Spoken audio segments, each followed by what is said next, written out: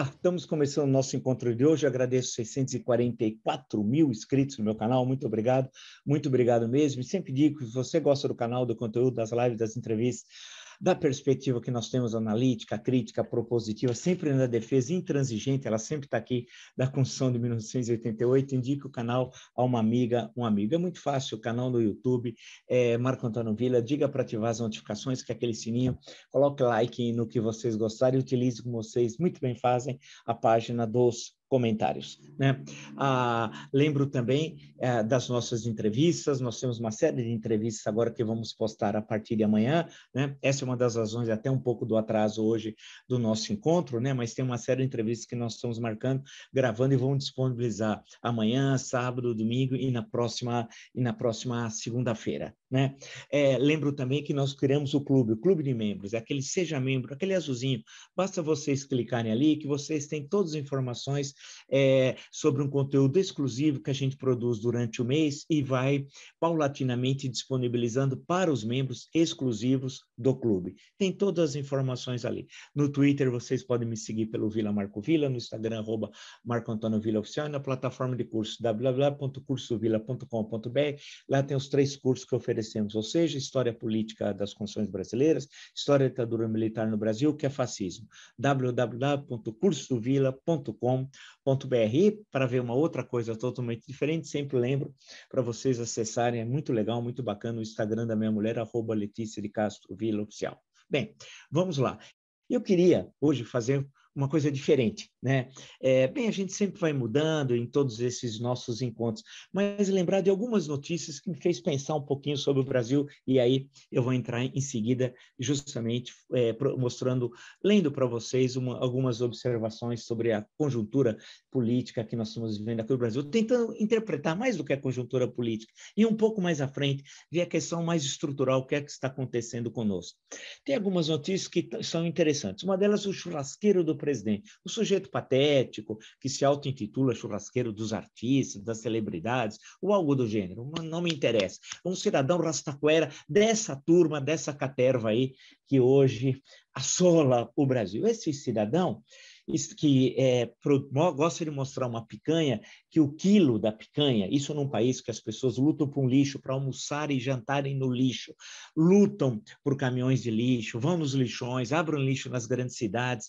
Hoje, não é o banquete do Platão, é o banquete do Bolsonaro, hoje é o lixo, né?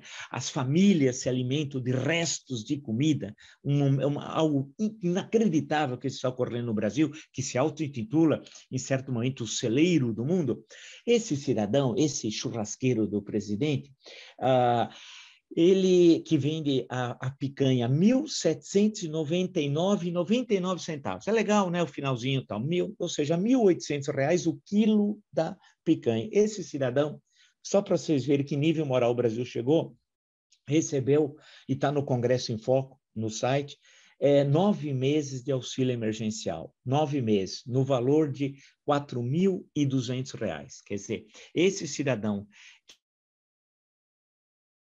que faz o churrasco com a picanha, R$ 1.800 o quilo, ele entrou no auxílio emergencial e recebeu R$ 4.200, que daria para comprar, em relação à picanha dele, cerca de 2,5 quilos, aproximadamente, em torno disso, da picanha do cidadão, né? Um pouco mais, cerca de quase 3 quilos. É inacreditável. Esse cidadão pediu auxílio emergencial. E ontem, no Jornal da Cultura, até eu fiz um comentário sobre a questão do auxílio emergencial e, sem querer, acertei, né? Porque hoje, né, eu vi essa notícia desse cidadão churrasqueiro do Bolsonaro, que vende a picanha por R$ 1.800, recebeu 9 meses de auxílio emergencial, no total de R$ 4.200. Uma outra notícia, né? Um sujeito chamado Facuri, que eu já conversei com vocês que me acompanham, que me processa, cria problemas de todos os tipos. Vocês se recordam, ele depois na CPI da pandemia, né? Ele é vice-presidente do Instituto Força Brasil, que segundo a CPI, e ele é um dos indiciados na CPI, esse instituto, e foi provas apresentadas nas mais de 1.200 páginas do relatório do senador Renan Calheiros, é que o Instituto, eles printaram várias matérias do Instituto conspirando contra as vacinas, eram fake news, justamente no momento mais difícil da pandemia. Porém, esse mesmo Instituto, que era contra a vacina, por baixo do pano, queria vender a vacina de forma, para ser mais elegante, podemos dizer, pouco republicana. Esse cidadão, esse elemento não é cidadão, é elemento. Esse elemento, esse facur, fica me incomodando com seu advogado, colocando processo na justiça e tal. E eu vi um fato hoje muito importante. Vocês se recordam daquele episódio de homofobia, né, que foi denunciado naquela célebre sessão, naquela quarta-feira histórica, de várias sessões históricas da CPI, e essa foi uma delas. Quando o senador Fabiano Contarato, entrevistado no nosso canal, pediu a palavra, e o presidente Omar Aziz, naquele momento, isso é de uma importância que vocês não imaginam num país como o nosso, falou: não, senador, o senhor vai falar aqui da minha cadeira, aqui da mesa, diretor, da cadeira de presidente. E ele foi, ao lado estava esse elemento, vou chamar de elemento, que para mim não é cidadão, é um elemento, e o senador Fabiano Contarato mostrou a postagem homofóbica daquele elemento que estava ali do lado, que deve-se dizer cristão, conservador, é sempre assim, né? Em nome de Jesus, Deus no comando, é sempre assim. E mostrou a postagem homofóbica de uma coisa rasteira, beirando a marginalidade, um crime, porque homofobia é crime. Está aqui na Constituição, uma forma de racismo, crime. E aí o senador Contarato fez uma intervenção brilhante, que o Brasil inteiro se emocionou. Foi entrevistado no nosso canal, ele contou um momento lindo, que ele encontrou uma servidora do Senado Federal que pediu para ele: eu gostaria de abraçar o senhor. Ele não conhecia a senhora, abraçou. Ela falou que tinha um filho trans, etc. Contou a história. Aquilo ele falou em nome de milhares e milhares e milhares de pessoas, daquela postagem criminosa feita por esse elemento que estava ali ao lado, que também tinha feito uma postagem homofóbica contra o senador Randolfo Rodrigues, que também na sessão foi mostrar. Então, e hoje, lendo o Globo, né, fiquei muito satisfeito que o senador Fabiano Contarato vai entrar com uma ação, entrou com uma ação por danos morais contra esse elemento, pedindo 100 mil reais. Claro que aí a indenização monetária não tem a importância do ato em si, do ato criminoso homofóbico feito por esse elemento. Segunda questão de hoje. Primeiro o churrasqueiro, depois o elemento, o homofóbico. 3.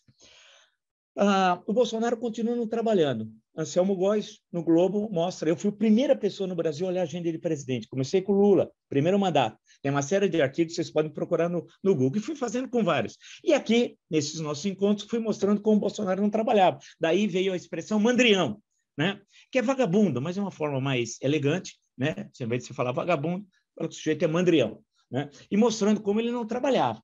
E o Anselmo Góes mostrando hoje, né, na sua coluna online, no Globo, que ele trabalhando hoje 1h30. E os outros dias, se nós olharmos, ele, na verdade, não trabalha, né?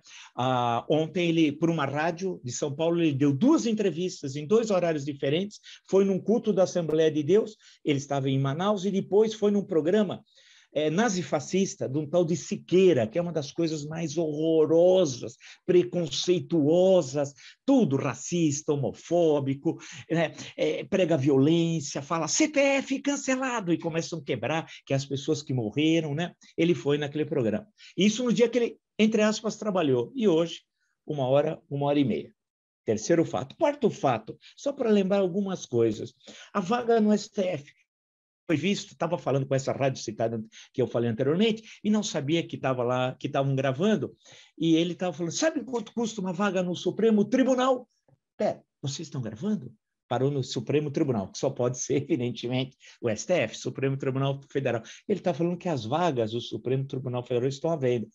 Eu presumo que seja ele que esteja vendendo, porque é um fato que eu desconheço. O Brasil desconhece, a história desconhece. Então, pode ser que ele está vendendo vagas. Então, se você quiser uma vaga no STF, procura o criminoso Jair Asmodeu Bolsonaro, que ele está vendendo. Olha que ponto nós chegamos. Mais uma. Olha o número de questões. Aí, hoje, um fato importantíssimo, né? Ontem, que noticiado hoje, desde ontem, mas hoje especialmente, houve a cassação. Pela primeira vez na história, o Tribunal Superior Eleitoral cassou um deputado, que é um criminoso bolsonarista, de fake news, porque quem comete crime é criminoso, né? E cassou, foi 7-0, né? 7-0. Isso também é um fato importantíssimo. o que mostra um sinal claro do TSE, o seguinte, olha, acabou essa história, hein? E foi o deputado no Paraná mais votado, o deputado estadual, da história lá do Paraná tal, que foi o produto daquela eleição atípica, que foi a eleição de 2018. Eu selecionei só alguns desses, podia selecionar uma série de outros que estão aqui anotados, mas não quero cansá-los. Isso me possibilitou fazer uma reflexão, guarde então alguns desses atos, sobre o Brasil, mais do que os fatos em si. Uma questão que me parece mais profunda. Qual? Vamos lá. Digo eu, o Brasil perdeu o respeito, virou um país perverso.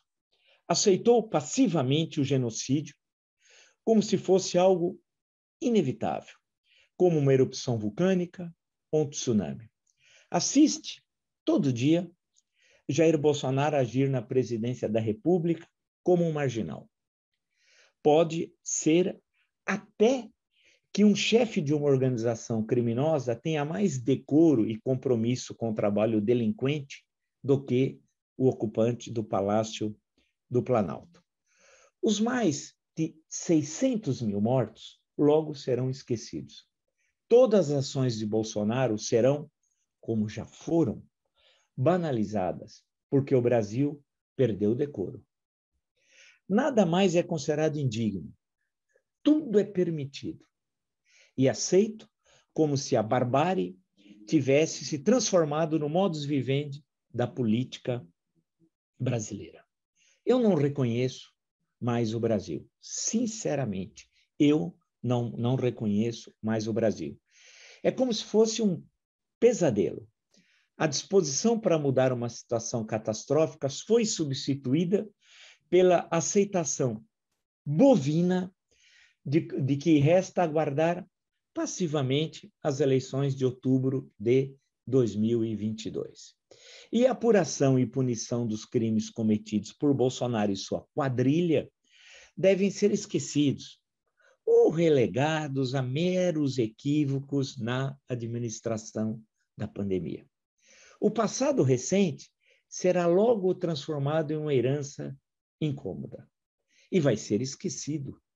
Afinal, o Brasil é um país desmemoriado.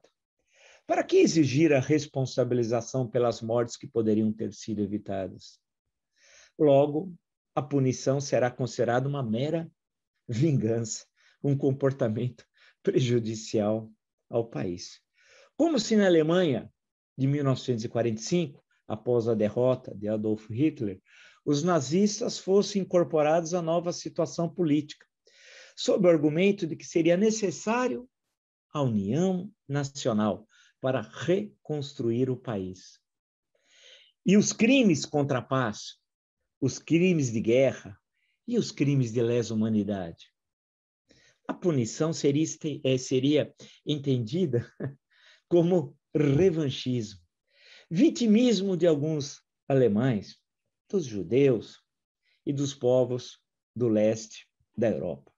Melhor esquecer, olhar para frente e não pelo retrovisor, como se fala costumeiramente por aqui no Brasil. Jair Bolsonaro é pior do que Adolf Hitler.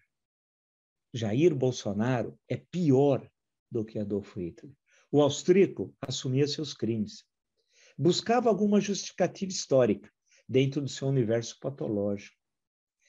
Não escamoteava a sua ação genocida com tinturas religiosas. O capitão terrorista age de forma dissimulada, tem medo das consequências, sabe que a institucionalidade é sua inimiga, quer destruí-la, não o fez ainda,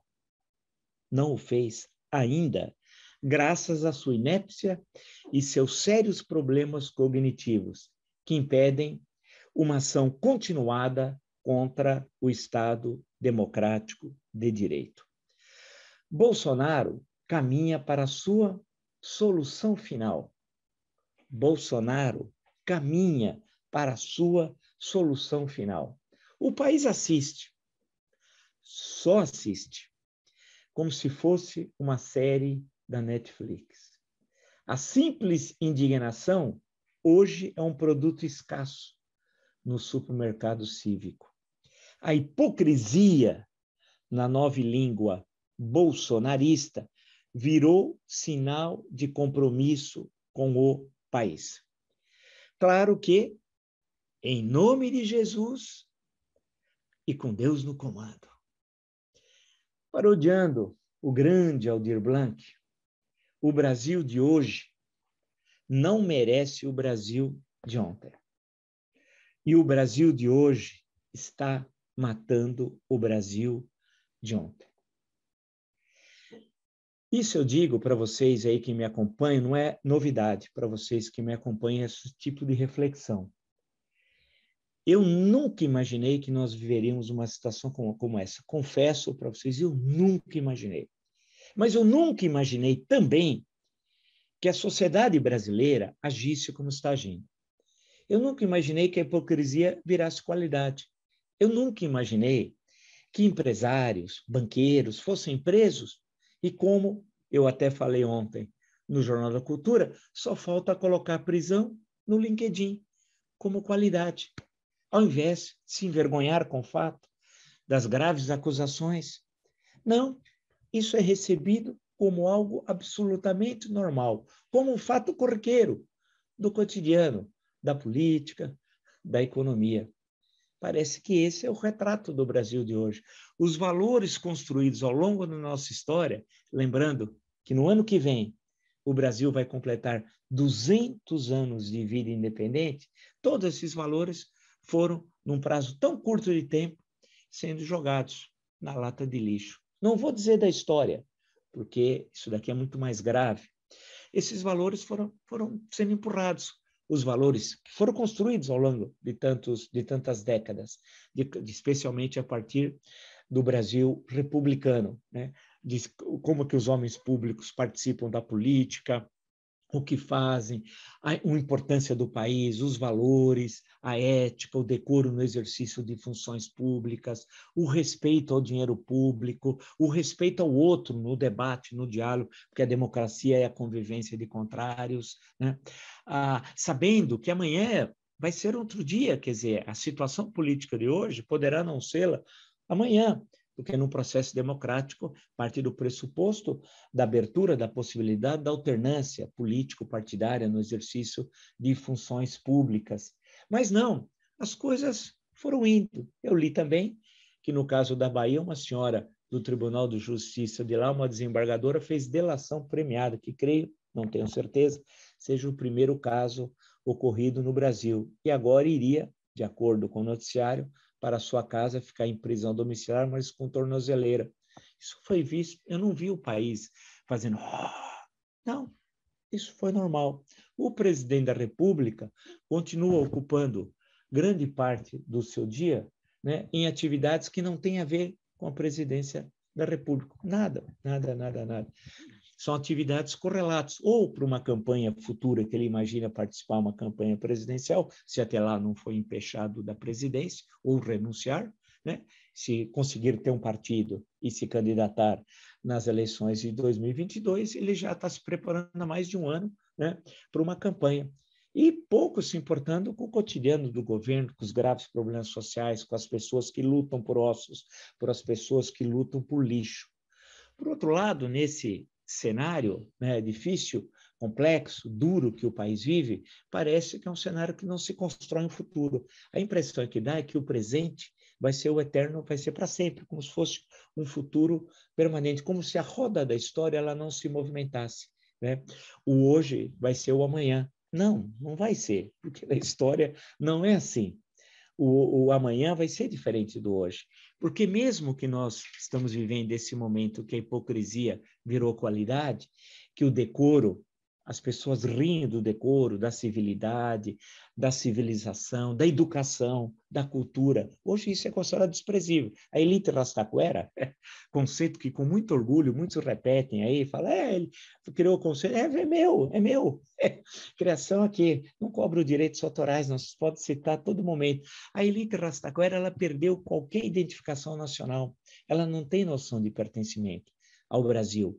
Estando aqui ou não estando, eles pouco importam. Na verdade, eles importam mais não estando aqui. Eles querem não estar aqui, mas eles dependem economicamente da exploração dos 213 milhões de habitantes daqui, do Brasil. Então, eles têm uma passagem. E quando eles estão aqui, fisicamente eles estão aqui, mas a cabeça, ideologicamente, eles continuam lá fora. E as referências dessa elite rastaquera é o que é de pior nos Estados Unidos. Os Estados Unidos têm qualidades que nós sabemos, tantas que nós lemos no campo da cultura, né?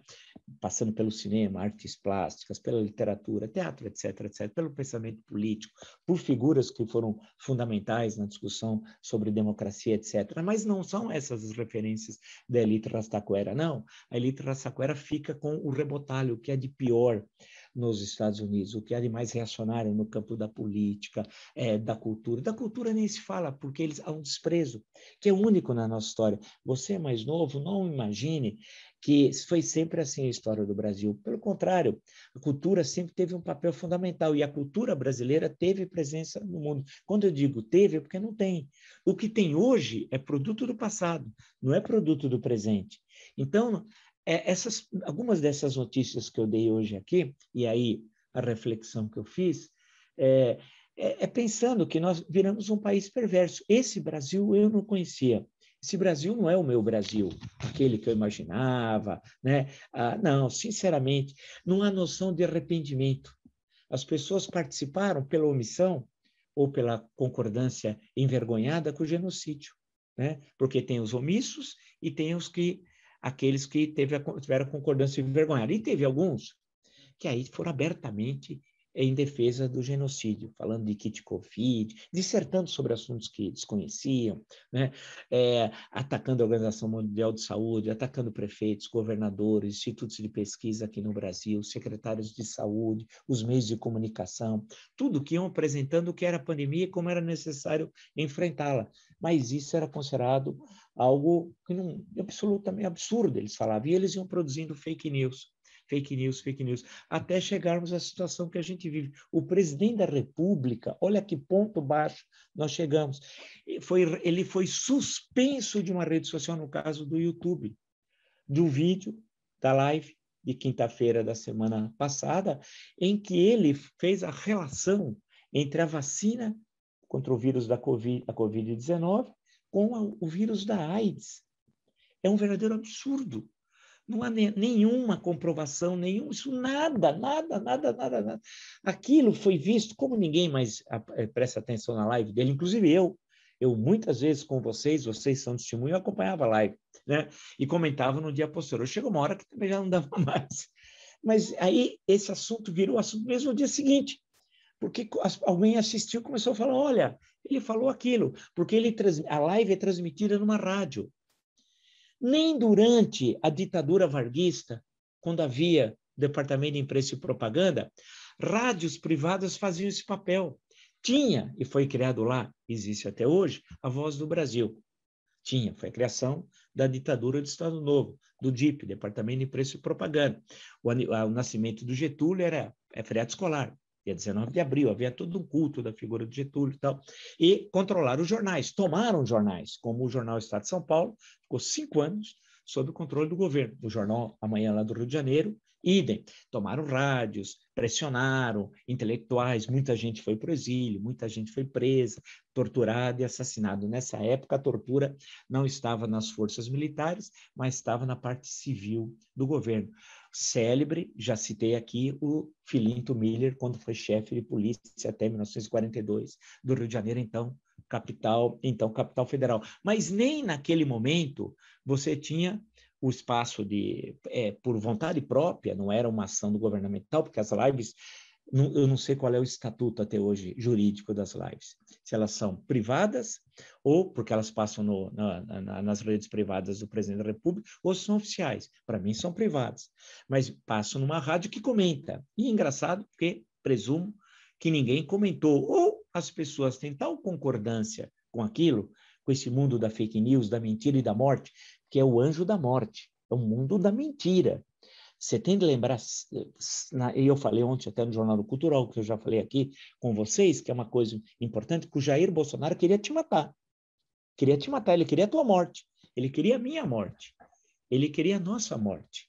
Nós nos salvamos, Nós somos sobreviventes de um homicida. E todos aqueles que divulgaram são participantes desse homicídio. Aí entra uma discussão filosófica, o Jasper tem aqui a questão da culpa dos alemães. Outro dia eu citei, eu preciso voltar ao livro, é um pequeno livro, filósofo importante, né?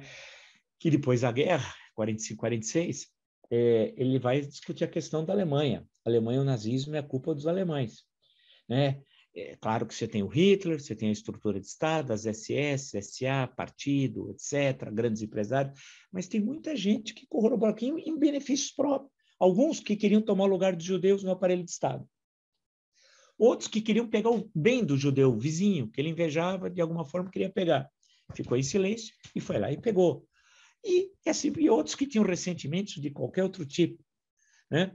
E outros, e aí o livro que eu citei sobre a Segunda Guerra Mundial do Beevor, né, com o grande historiador militar, em certo momento ele abre um pouco a discussão de como o Estado nazista tentou socializar o genocídio dos judeus. Então, você tinha as SS, mas não só. Você tinha o exército, mas não só. Você tinha membros da estrutura do Estado que não eram do exército, nem das SS. Então, se amplia o genocídio para que todos tenham culpa. Era estratégia. Num futuro, como acabou ocorrendo, e aí? Você vai falar que o Paulo participou do genocídio em Treblinka, mas o Paulo vai dizer que você, Pedro, também participou. No nosso caso aqui, eu sei que guardado as devidas proporções, mas nós já passamos de 600 mil, que é 4 vezes o número de mortes em Hiroshima, bombardeio atômico, que é 8 vezes, cerca de 8 vezes o que os Estados Unidos perdeu em 20 anos de baixas militares na Guerra do Vietnã, de mortes na Guerra do Vietnã. 600 mil, que dá aproximadamente 10% do número de judeus mortos na Segunda Guerra Mundial na ação do Estado nazista e de seus correlatos, porque não é só o Estado nazista. Na Europa Oriental você vai ter estados fantoches lá que vão fazer esse trabalho, nos Estados Bálticos, na Ucrânia e assim por diante, né? E por aí vai. E 10% ocorreu aqui. Vai ter um tribunal no Nuremberg? Eu acho que deveria ter. Eu sei que, e você sabe, nós entrevistamos a doutora Silvia Starr, a única juíza brasileira, ficou 13 anos, de 2003 a 2016, no Tribunal Penal Internacional em Haia. Vai ser levado, a CPI está levando o relatório para lá. E isso é muito importante, eu queria terminar por aí. Note que o Bolsonaro fez todo o barulho, semana passada falando de Petrobras, aquelas coisas todas. E essa semana, para esconder a mesma coisa. A semana passada, quase o fechamento do relatório da CPI. E nessa semana, na terça-feira, aprovação, o número de indiciados e os crimes que a CPI imputa a cada um são 79 de pessoas físicas, vai 2 empresas, tá, um total de 81, né?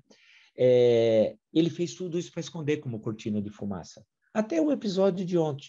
Veja que aquele episódio de ontem, patético, numa rádio, né, em que ele estava lá sendo entrevistado, ele faz isso daquilo, aquilo ocupou um espaço, que era o espaço da CPI da pandemia, que estava distribuindo o relatório e ainda está hoje entregando pessoalmente, presidente do Supremo, indo ao Tribunal de Contas, indo à Procuradoria-Geral da República, tudo isso. Né? E o fará, e isso é de grande importância, aos tribunais, ou melhor dizendo, aos ministérios públicos dos estados, às assembleias legislativas que têm aberto CPIs sobre o assunto, né? E vão entregar nos estados e vão à Haia, ao Tribunal Penal Internacional. Essa é a questão central, nós não podemos esquecer. Eu sempre digo que esse é o canal da memória, aqui é o canal da memória, aqui não é o canal do esquecimento. Sempre brinco citando o Fernando Brant, do Conversando no Mar, né? Aquela passagem da música. A minha arma é o que a memória guarda. É isso, para nós, aí, questão da memória, a gente guardar aqui. Aqui eles não nos roubam.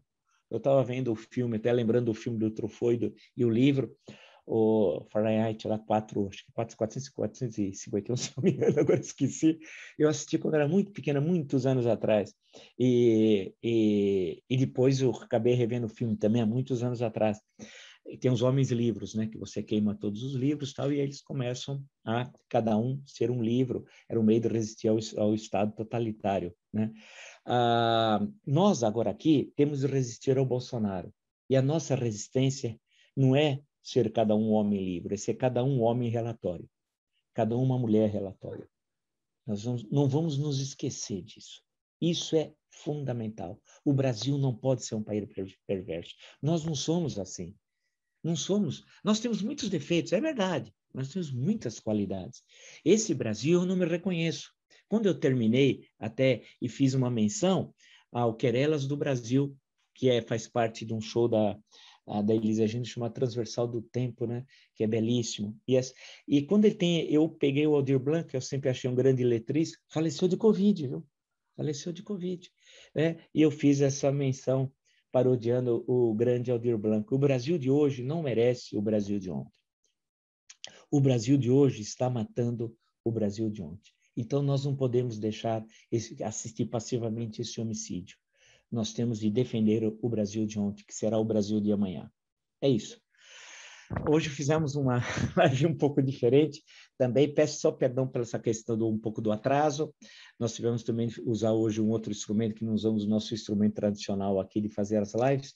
Mas era isso, é para fazer a gente pensar. Esse nosso espaço, alguns, nós quebramos, perceba, o nosso canal não tem nada a ver com um monte de coisa que tem por aí. Nós não queremos escândalo, panfletarismo, nós queremos pensar, refletir, olhar lá na frente e não esquecer.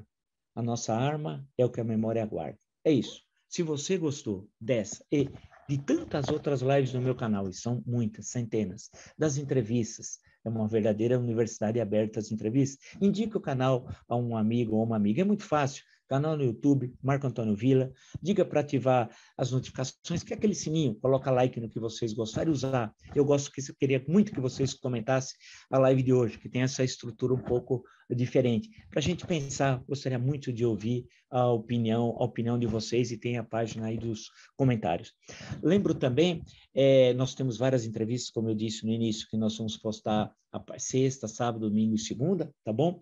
Lembrar que nós temos o clube, seja membro, sabe? Vocês cliquem ali, tem todas as informações sobre um conteúdo exclusivo que nós produzimos ali para o clube de membros. Eu acho muito legal, gosto muito daquilo, espero, tenho certeza que vocês vão gostar também. Lembro que no Twitter vocês podem me seguir pelo Villa Marco Villa. No Instagram, @ Marco Antônio Villa Oficial, na plataforma de cursos, www.cursovilla.com.br. Lá tem todas as informações sobre os 3 cursos: História Política das Funções Brasileiras, História da Ditadura Militar no Brasil, que é fascismo. Basta acessar, portanto, www.cursovilla.com.br. E aí, para ver uma coisa mais leve, que afinal, em toda a vida é assim, senão não dá, né? De todos nós. Eu acho muito legal, eu sempre olho aqui, fico acompanhando o Instagram da mulher, que é muito bacana, @Letícia de Castro Villa Oficial. Nos encontramos então amanhã. Até!